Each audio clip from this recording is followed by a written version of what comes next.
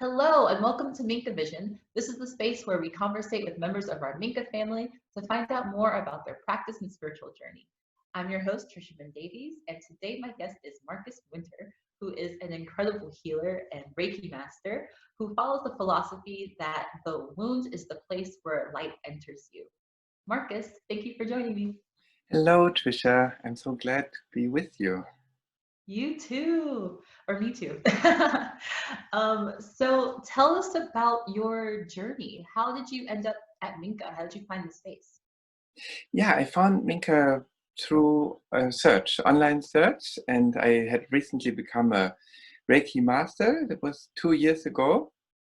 And I felt, okay, now let's get to practice. And I had the first time Naomi on the phone.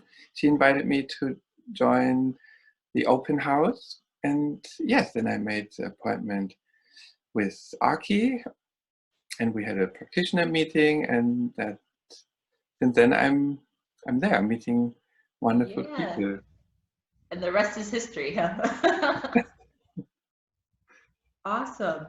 And where are you from originally? I grew up in Germany, and I came to New York as an antique dealer. I studied art and art history and philosophy, and then I started a job here working in antique carpet business.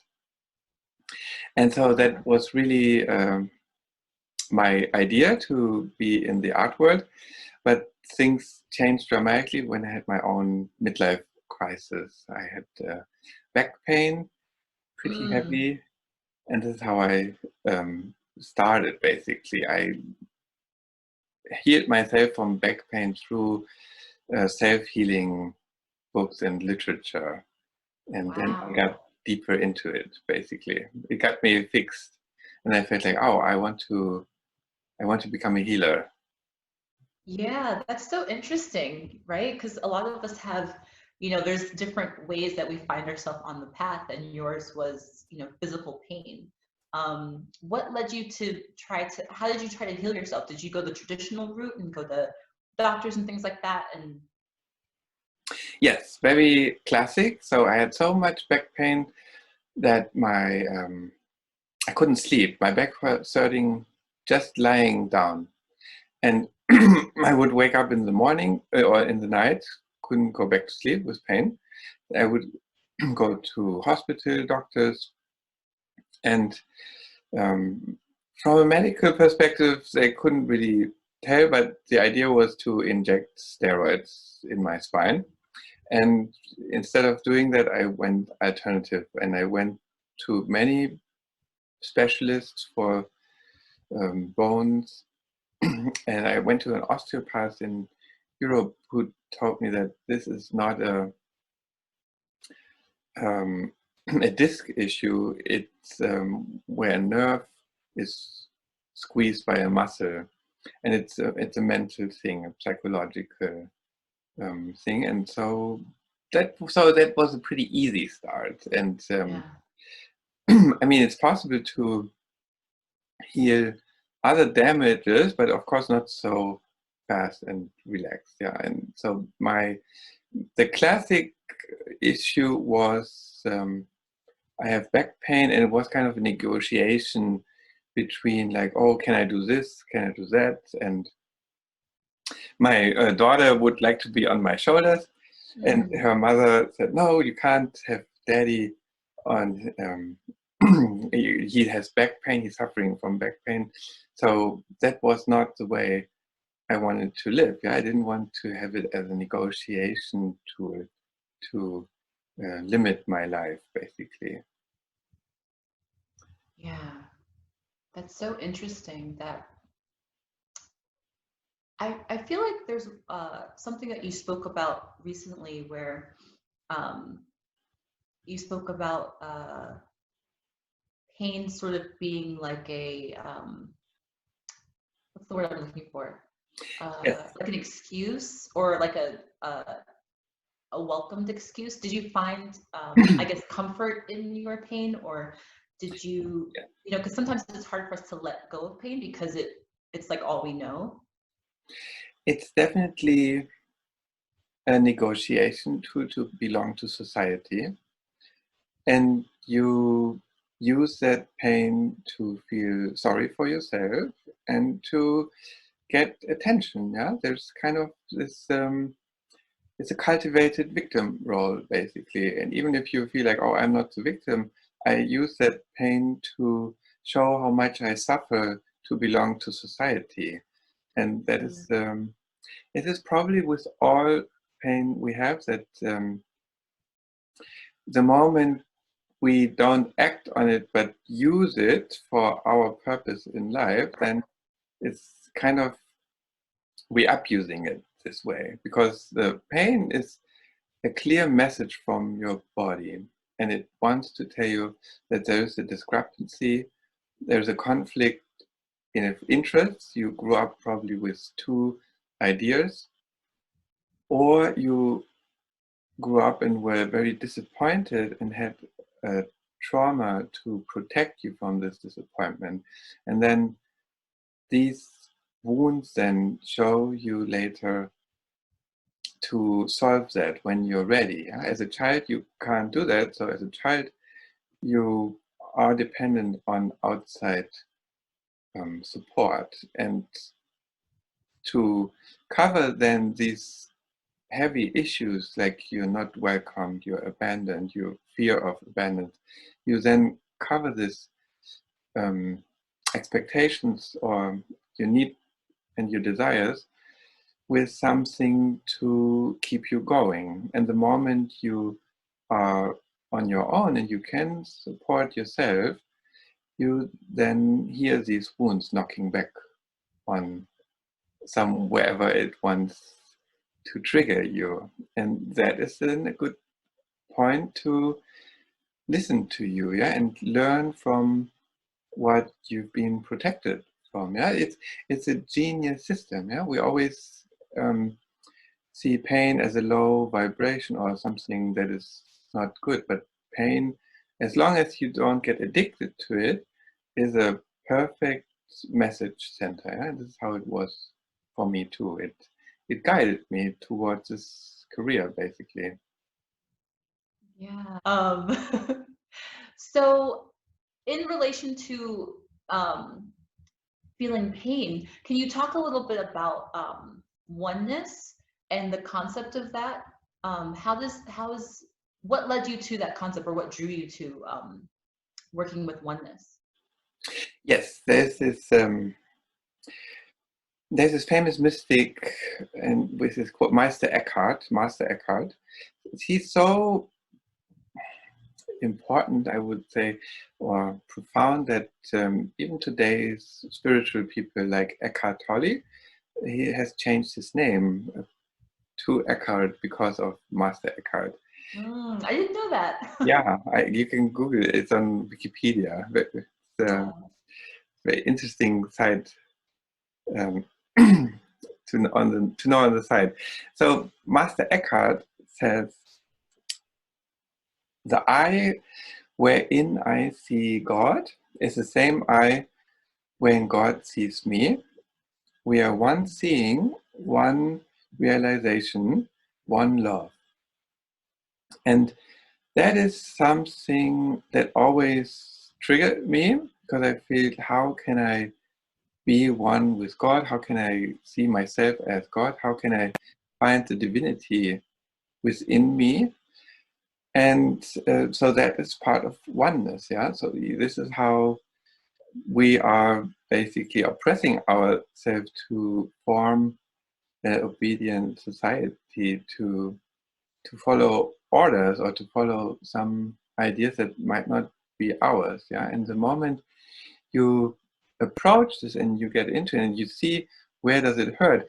I'm doing a class on this Friday, and I had already a class on not on oneness directly, but I stated this quote and I tried to bring it so close to everybody that they could repeat it, but it was really hard. Yeah? It was really hard to repeat it for everybody. They could recognize part of it, but to get it really in, the I is wherein God sees me as the same when I see God is it's hard, and it's almost like blasphemic. And so Master Eckhart was accused of blasphemy for saying these things. So why is it so important? Because for the healing aspect, whether you want to heal somebody or yourself, you need to understand that you're connected with everything and that you can feel in any person.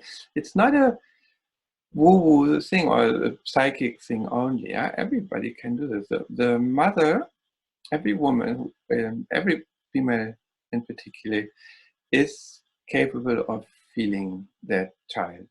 And it's just a matter of how we disconnect through society also from these feelings to our child. So everybody can feel that, but it's gone lost, period. And I think this is a really Western thing that we tend to search for facts, and we take facts and written words over spoken word, and especially over feeling. And so that's what it's about. And it's going back when you feel one with the world, which is a constant journey, then you feel others and you feel what is triggering them. Yeah? And you can also feel what is triggering you, or what is your lesson in life. Yeah? You can look in your astrology chart and see what you work on, what your path will be. But you also can go through that by asking what disconnects me, yeah? What is my deepest wound, what stops me from oneness. And so by figuring out your wounds, you do the oneness learning session already. You can either go with, okay, I want to know more about oneness, or I want to learn more about healing. And this is how I did it. I learned about healing, and by that I realized, oh, this is what oneness is now. I get it, yes. Yeah, that's so cool. And I love that you mentioned that it's about feeling and not necessarily facts. And we had a session, I think the first time we had a session was maybe over a year ago. And it was so interesting because it was much deeper than a Reiki session. You know, that's why I said that you're a Reiki master, but so much more, because I feel like you were feeling into my energy field and could help me articulate the things that I was feeling and experiencing in a new way that gave me new insight and perspective. Can you talk a little bit about the way that you receive information and how you work with clients? Yes, so through this journey of self-healing, I started reading Russian clairvoyant healers' books. And their approach was, there's one in particular, Grigory Grabovoi, and he suggests to see everything outside of you. This is a concept that many people do. Yeah, every healer, even psychologists do that. You want to take the object or the topic outside of your body. Yeah, and not only that you want to take it outside of your body, but this trinity of the Western language is where you have an object, a subject, and the action. You want to bring this all into use yourself. You don't want to have somebody else looking at you, but you want to look at you from outside of you. And that is a concept that all spiritual people do in one way or the other. But for me, I understood it the best with these Russian ideas, basically. But when I came here when I lived in Brooklyn, I felt like I really want to learn hands-on from a healer here.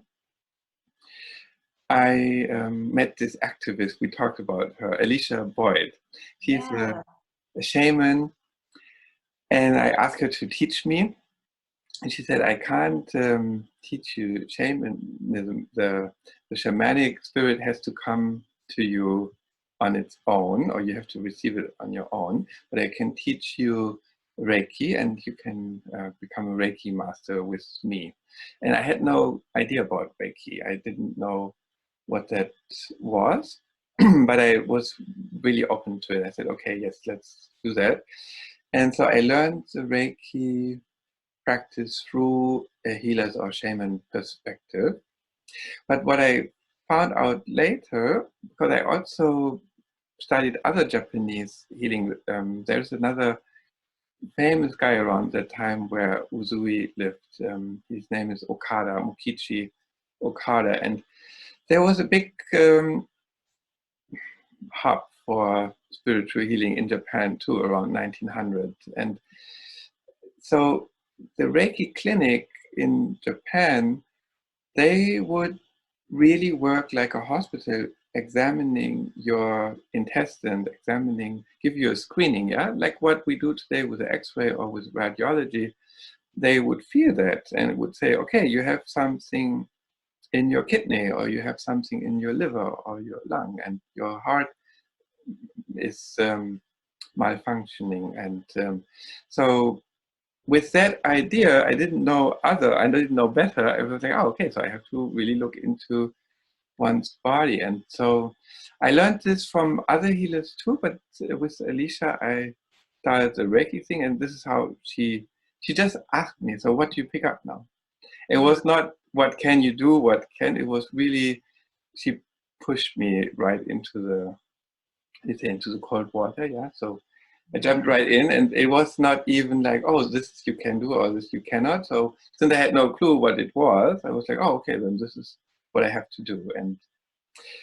And from there, you use then the Reiki energy, the symbols of power, and you give power in that wound, then basically, or it's a correspondence. What I maybe do different from Reiki now is I ask the wound what it needs, and I then again allow for it to take what it needs, or what it needs to be taken. I'm facilitating it, but I'm also allowing and watching it at the same time. And that is a trick, I would say, or this is the art, to not get too much involved in it, but then again get as close as possible as the observer. Yeah? There's a very beautiful Sesame Street episode with Ernie and Bert, and it's called Friend Watching. And I really recommend everybody watching this on YouTube. Friend Watching Ernie and Bert, and Ernie takes a binocular and looks at Bert, and Bert is so annoyed by it. And Ernie said, why can't I just look at my best friend, because I love you so much. And this is how I watch the wound. This is how I watch the reasons that cause the wound. Yeah, and there's always an energetic structure.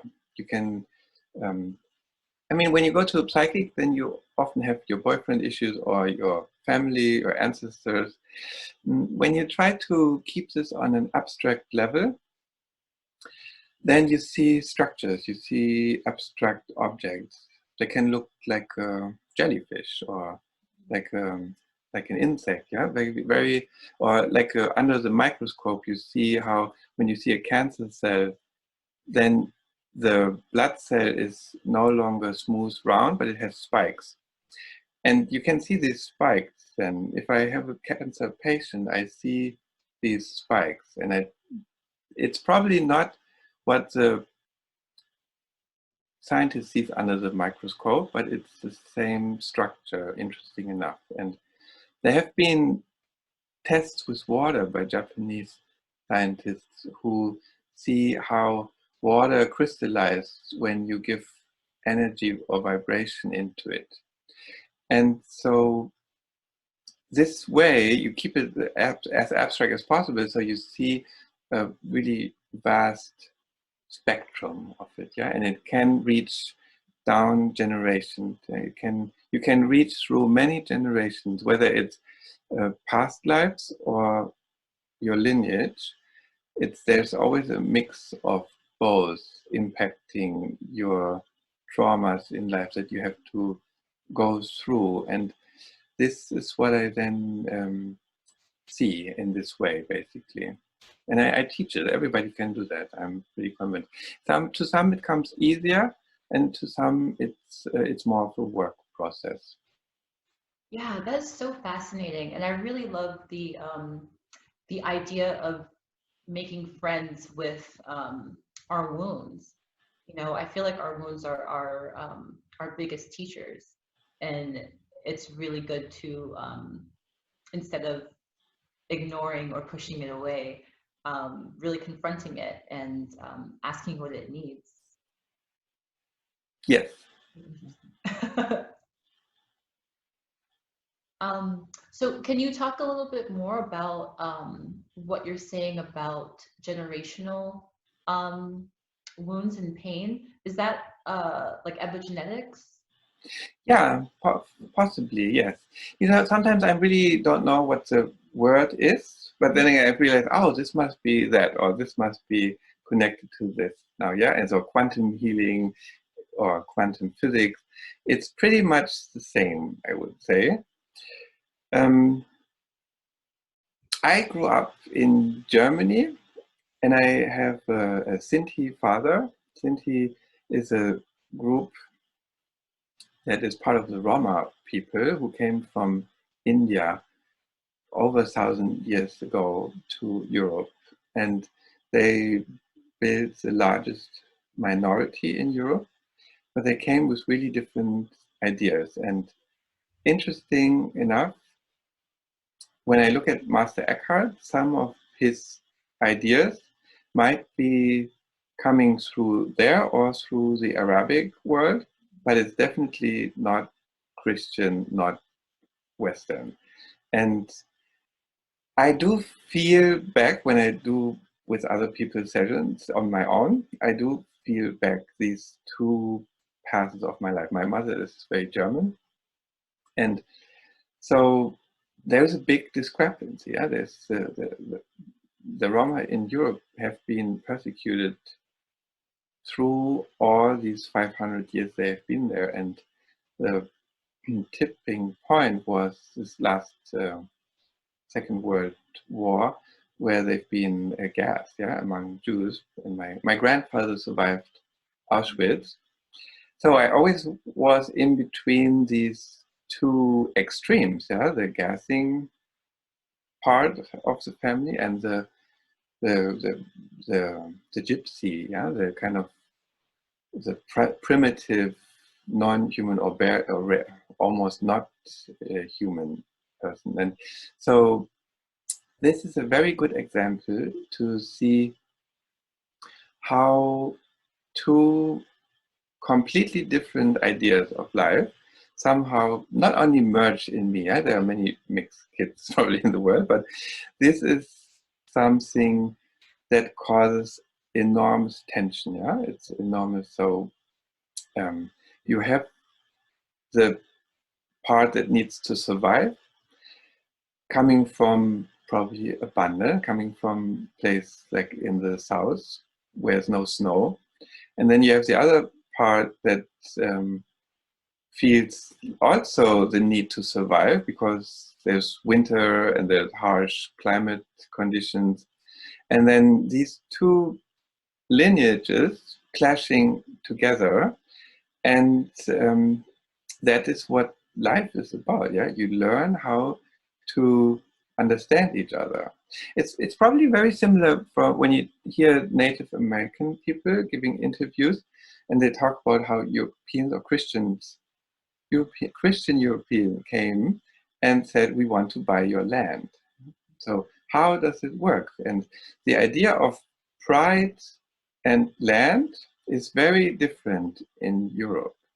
So it's owning in Europe, yeah? You're proud of what you own, but as a Native American, you're proud of what you serve or what you live on. So, Yeah, there's no and concept of ownership when it comes to land. yes, so this is such a harsh conflict that it cannot be solved. We see it hasn't been solved in generations, yeah. So it needs hundreds of years to go through that, and that's what is passed on me also, yeah. What I'm living with, yeah. This is a very heavy conflict that you either suffer from or you grow with, yeah. So it can either take you down or enlighten you. I'm not saying that I'm enlightened. I feel everybody is enlightened. Everybody has that potential, but it definitely can lift you up, yeah. The the discrepancy and this deep reasons for wounds are this is the potential of life in general, I see. And so it's very difficult to say somebody comes with low vibration, in my opinion, because in any low vibration, there is the opposite, yeah? There's a polarity. So when people say hate is the lowest vibration, for me, hate is the most precious vibration because it carries love, yeah? It's almost like a rocket where you put love on, and then it's, or like an arrow, you put the love on your arrow, and then it rockets into your target. So this is what I do in healing. I ask directly what is the heaviest impact of your health, and I dart into that, but at the same time I create a mirror to receive all reflections that there are, to get all the information that I stimulate with my hate, yeah. So if I say I hate you, then this is not the right way to diagnose, or I don't do diagnose with hate, but there is an energy. You can see it in astrology with the Martian energy, yeah. With the Mars energy pushes forward, and the Venus energy, the opposite, is receiving. And it's always the giving and receiving where you then come closer to what's the reason of pain, or what's the reason of disease, or any conflict. Yeah? Yeah, that brings up so much for me. Mm. I'm wondering if if you can use the concept of oneness to help heal from internalized racism. You know, like racism is something that is very painful, and a lot of us have internalized its effects and might not even realize to what extent we're affected. And those things do live within us. Have you thought about that? Like, and you know, being from Germany, like, what is your, I guess, experience, or yeah, your experience of racism in America? Racism is the most underestimated reason for any issue in America. Yeah? It's even of those who feel like, oh, we work with racism, this is our topic. They often, I feel in activists, and I feel in very bright and very enlightened people, that they're really suffering from this idea of who's on what level. Yeah? And this European, I mean, it's a European, let's say for the past 500 years, yeah, the source of this is in Europe. The American racism is born in Europe. And so I must have, as I said, I grew up in this conflict zone. So my mother's father would say about my favorite dish in the Sinti community is chicken with cabbage and dumpling. The cabbage very long cooked. It really, nobody does it like this. Even in India, people don't cook it as long. So it's really nice. And so it's so not German. So my mother's father would say, well, the reason the gypsies like to eat this is because they can easily steal cabbage and chicken. And that's why this is their favorite dish. And so I grew up with that non-stop, yeah, non-stop. Even teachers in school were like, oh, Markus, I'm really interested in your culture. Can you tell me more? Like, are the women as hot as it's written in French literature? Yeah. And there's always this kind of fascination for something that you cannot bring home to your mother, yeah? If you want to have sex with, but you can't introduce it to your parents. And that keeps it going. There's a spark or fire. And so the European idea is that you are in love with this primitive aspect of somebody who looks human but is not, or something like that. But it's when like that concept of like things being taboo, so it's yeah, like exactly, it's very tempting. It's very, this is something I want to go deeper, but I can't. Yeah, too bad that I have to live the family heritage and I have to work in the family business, and so I can't bring in a gypsy into my family. Yeah, so this is what my mother did, and she wanted to escape bourgeois German thinking. So she thought, oh, okay, I'm going to go the full round. I have a picture of them. If you... oh So oh no. this is my father. This is my mother. And these are the parents of my mother. I don't have a picture of my father's parents, but I will show it eventually when I'm back in Germany. So, but when you go further back, let's say 2000 years, then you have the Romans coming into Northern Europe, and they would talk about left of the Rhine, there are what's now the French, the Gallic, and they are okay, we can trade with them, they take on culture, they are kind of civilized, they are good to work with. To the right of the river Rhine, the Rhine is a big river that goes through Western Europe. To the right of that river, there are the Germanic tribes. Impossible people. What you agree today is forgotten tomorrow. They have no culture, they have no civilization, they have nothing. They don't even have rituals. And in 1,000 years this changed, and then they knew about their lack of culture, so they looked towards the Eastern Byzantine culture, the Roman culture. They wanted to take on. And so by the Middle Ages and by the Crusaders time, it was already like, okay, now we are even, we can have our stake in the world and we can move. And then with all the weapons, it completely switched around, yeah? And suddenly this, what was former primitive, suddenly needed to be defended against primitives. And there you have a really heavy conflict that when you really look at Germanic culture, there's a lot of primitive aspects that are kind of in history museums, but they're not seen as part of a journey. Yeah, there is suddenly civilization and against the third world. Yeah, the track where it came from is completely blanked out. And in America, with this cut, even stronger, even harsher, where nobody knows about this, it's only on tattoos you see it. Yeah, the primitive art of the Northern European states. So there's a complete disconnect. Yeah, and then there's this fear of, am I primitive, or is the black person primitive? Yeah.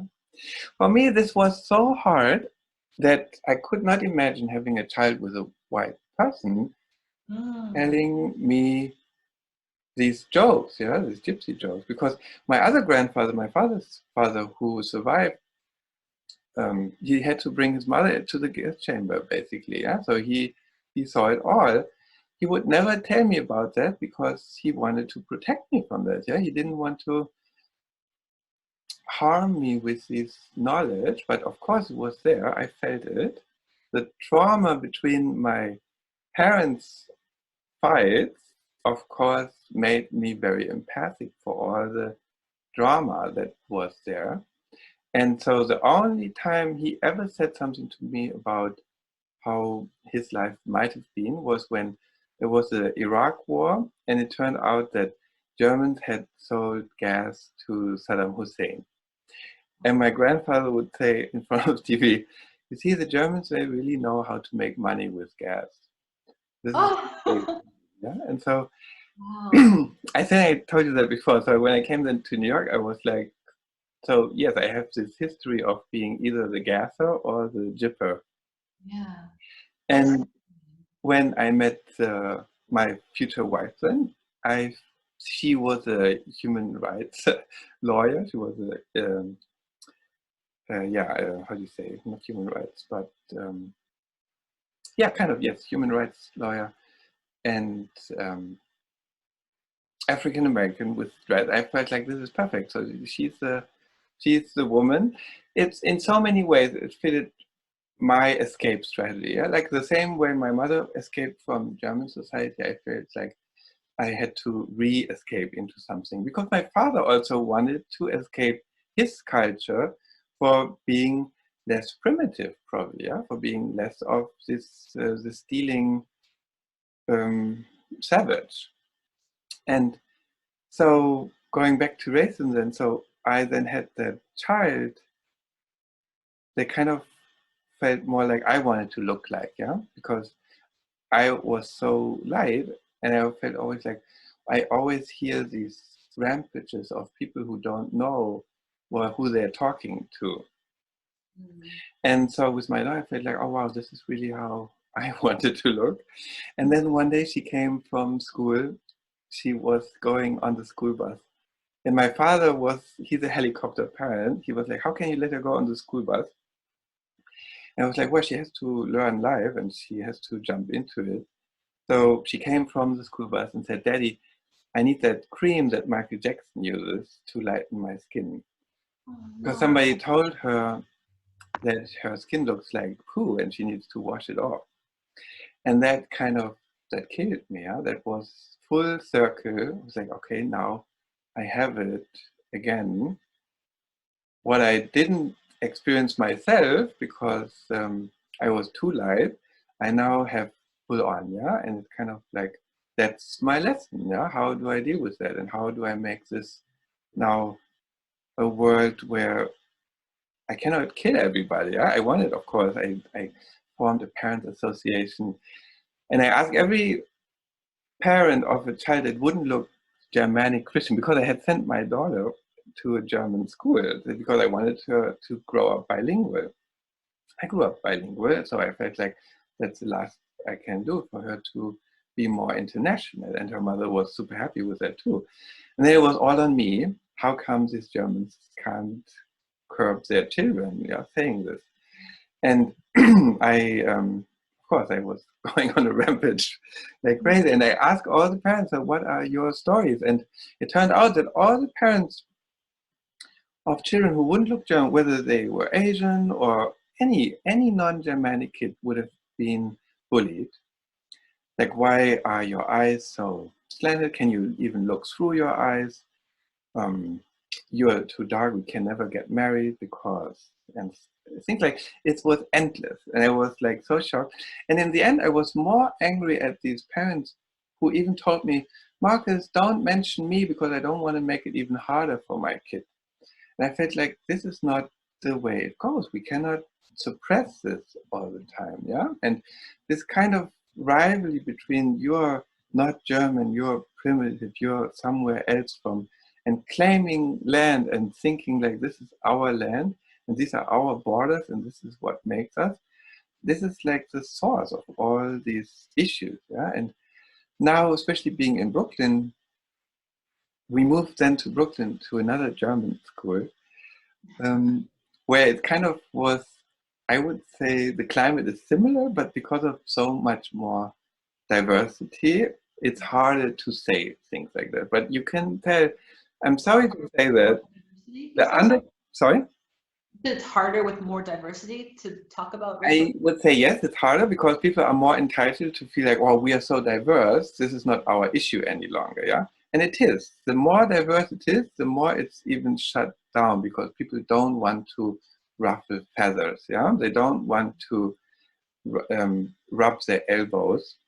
And what I'm really proud of now, after all this, after 6 years have gone by now, my daughter has an assignment in school talking about what a story is the English story. What is a moment in your life where you had very severe feelings? So how would you describe your moment in life that was very emotional? And so she took her a week, and I was like, Lex, what are you doing? What are you working on? Why is it taking forever? And then she told me what she wanted to write about, yeah. And so I was like, wow, how can you, I didn't say that, but in my head I was like, how can you write this to these white teachers, yeah? What a courage. Write about her experience. Yes, and this is what she wrote about, yeah. And she wrote that her one of these moments in her life, or the most emotional moment in her life, was when she got out of her, when she got bullied. And the moment she got off her bus, I told my daddy, she wrote. I told my daddy. And I was really proud of that. I feel like, wow, after all my interviews with all these parents, they didn't even know what their children were going through. Some parents told me, you know, Marcus, I really think that we shouldn't worry so much, but I have to admit, when I told my daughter that we are going to Jamaica to get a tan, she immediately told me, no, I don't want to get darker than I am. And knowing this, and knowing that children don't even tell their parents what they're going through in school or with their friends, because it's always best friends, yeah? The last argument in a best friend fight is, oh, you look different, you're not part of it, yeah? You're just a Chinese girl with wacky eyes, so I can't listen to your statements, yeah? This is always the shutdown in a best friend conversation where it gets out of control, and then children cry and go and leave the scene basically without solving the issue. So going back to my issue with racism, it was really like, yeah, I mean, I can't solve racism, but at least I can encourage my child to talk about it in a way where she says, this is what's hurting me, and I choose to hang out with people who don't hurt me. Or if they do, I tell them that this is what's hurting me, and I suggest that you can do better, you know. And so therefore I feel it's all even in my sessions, I even had Roma people in Reiki sessions where I felt the Roma pulse. Like, I didn't even want to say, but then it came out in conversation. And that is the major issue, yeah? I picked it up because I go through the same thing, but with any cultural thing, it's major. Even still among Italians, Irish, and Jewish, I would say. It's very underestimated, and it's a really great source also to work through and to come closer in life in general. That was a long statement, but it's a very subtle thing. I like to think of racism as like cancer, and you don't have to be like an active racist to be affected by it. It's like secondhand smoke, you know. yeah. We're all affected, no matter what. So yeah, thank you so much for sharing your stories. Wow. Can you let folks know how to get in touch with you? Yeah, so I have an Instagram account. It's called Light of Your Wound, and I post these interviews. I do teaching, as I said. I'm working on a self-healing course, an 8-session class with group work, and yeah. So I also encourage everybody to do group work. I do still on a weekly basis. I work with colleagues, and we do work exchange, and this is what brings you further. Yeah, it's not only you're on your own. Yeah, you're on your own. When I teach, I show where the blockages are. Yeah, because your subconsciousness wants to protect you from these dramatic wounds I was just talking about. Yeah, and so you don't want to tap into that right away. You need your way, you need your time, and you need a strategy to overcome this.